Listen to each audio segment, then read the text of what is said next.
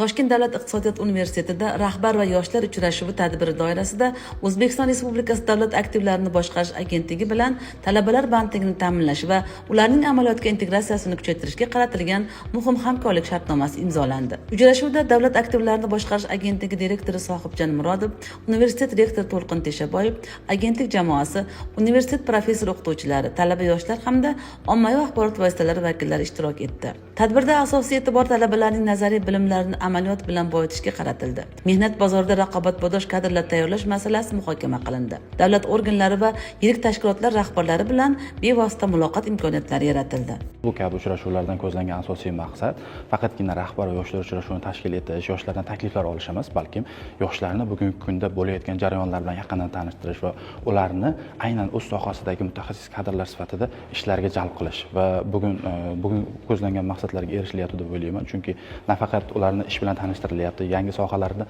olib kirilyapti, balkim amaliyot o'tash vazifalari ham ilgari surildi va allaqachon talabalarimiz aynan o'sha agentliklarda yo bo'lmasam davlat tashkilotlarida nafaqat ish bilan joylashish, balkim o'sha o'qish jarayonida amaliyot o'tash imkoniyatlariga ham ega bo'lishyapti. Muloqotda ta'kidlanganidek, bevosita ish beruvchilar bilan uchrashuvlar talabalarda sohadagi real jarayonlarni tushunishga xizmat qiladi. Bu ularning kasbiy motivatsiyasi va mas'uliyat hissini oshiradi. Toshkent davlat iqtisodiyot universiteti agentlik tizimi va iqtisodiyot tarmoqlari uchun yuqori malakali kadrlar tayyorlaydigan tayanch maskan sifatida e'tirof etildi. Bugungi kunda davlatimiz rahbari tomonidan olib borilayotgan siyosat, yoshlarga nisbatan bo'lgan siyosat negizida bu tadbir tashkil qilindi.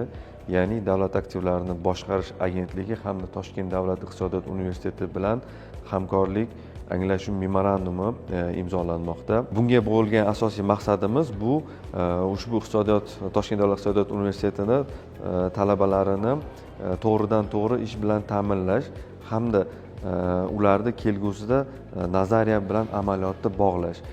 Bizni hamkorligimizdan ko'zlangan maqsadimizdan yana biri bu kelgusida ushbu korporativ boshqaruv yo'nalishida hamda audit yo'nalishlarida bu yerdagi kafedralar filiallarini ochish.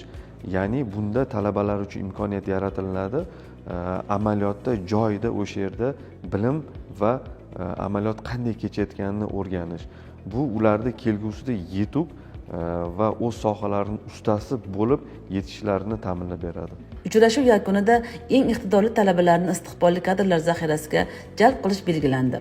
Amaliyotda kreativ yondashuvlarni qo'llash masalasi muhokama qilindi. Davlat aktivlarini samarali boshqarishda yosh mutaxassislardan foydalanish yo'nalishi belgilandi. Hamkorlik shartnomasi imzolandi. Bu universitet bitiruvchilari uchun kasbiy faoliyatni bevosita soha ekspertlaridan o'rganish va mustahkam huquqiy asosda boshlash imkonini ta'minlaydi.